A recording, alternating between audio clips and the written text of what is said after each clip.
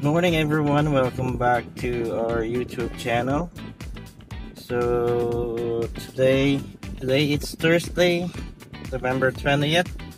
So mag-over tayo ng, it's already 12 no?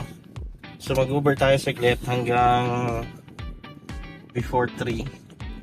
And then balik tayo ng hapon para sa promotion or incentive for today. So meron tayong 6 by 6 and then 3 and 3 incentives today.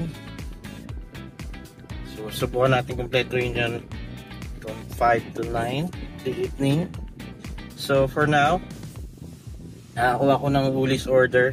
Dalawa agad yung pumasok, isang $30 plus and $18. So it's a batch order. Let's see. So tara, pick upin na natin. Let's go.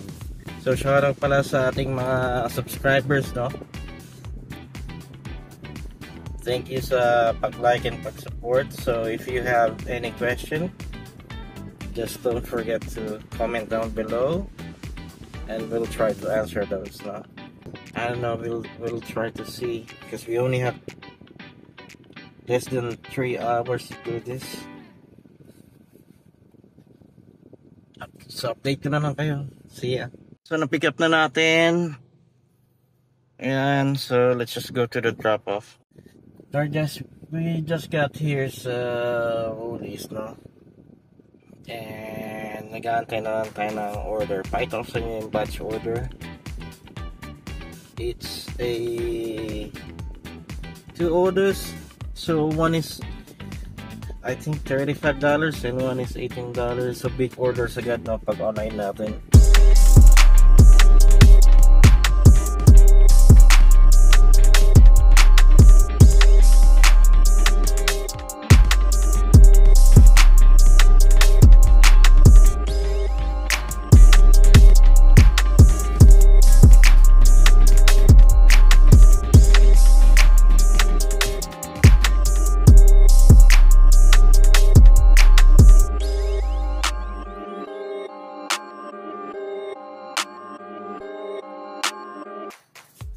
Okay, so tapos na tayo sa unang drop. Ayan yung pangalawa naman. This one is $18 and the second one is $30 plus. So less than 4 kilometers away from this one.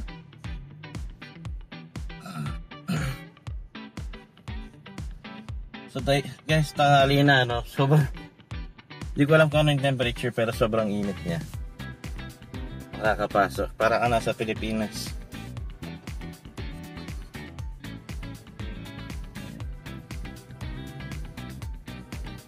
So meron pala tayong bagong subscriber na nag-inquire. Good thing na nasa Australia na siya, no? Which is Melbourne. Medyo malaking city na yun. And mas maraming opportunities kasi mas maraming platform na available. So I hope, Paps, shout out sa'yo. I hope na maging okay yung journey mo.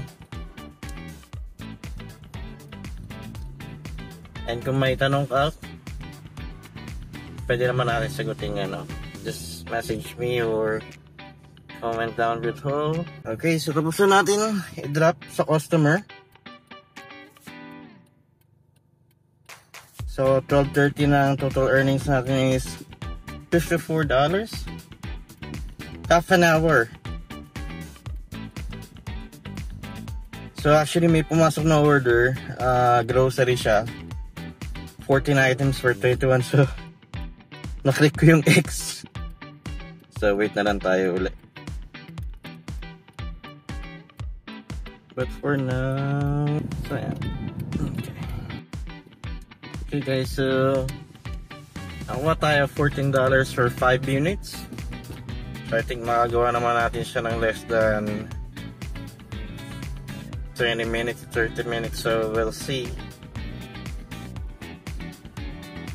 So let's go to Grocery Coles. It's 3 minutes away, so 5 minutes.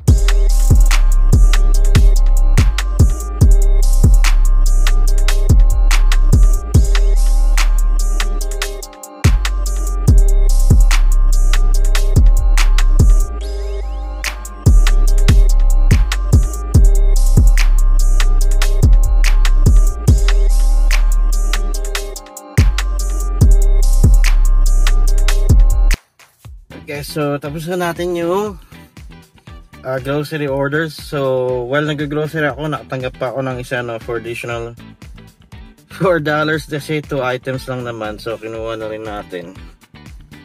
Gawa ng on the way na rin naman siya.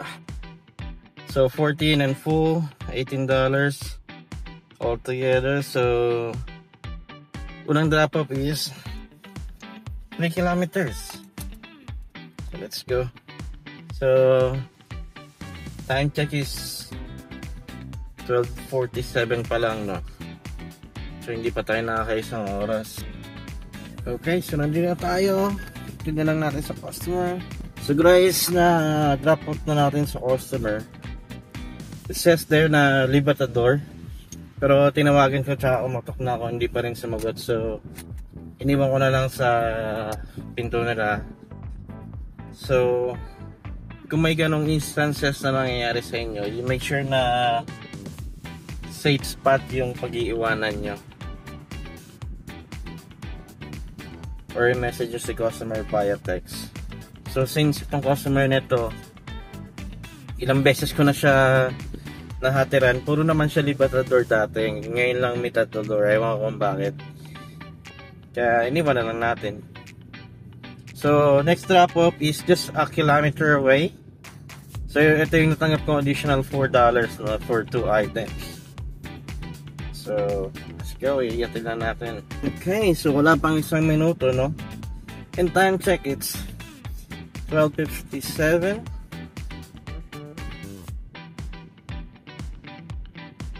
So total earnings natin for 1 hour is $72. So which is really good. So balik tayo sa hotspot. Yan na muna yung i-vlog natin ngayon. So first hour, how much usually kinikita? Depende yan, no? Hindi naman laging ganyan. Pero kung pansin nyo na laging malalaki yung offer, so lagi make sure nyo na tuloy-tuloy nyo lang yung biyahe nyo ng araw na yun. Kasi sabi nga nila, seize the moment while it's still there. So yun, tutuloy pa natin yung pagbablog. Sa ngayon sobrang init talaga. Puputuloy muna natin yung video, no?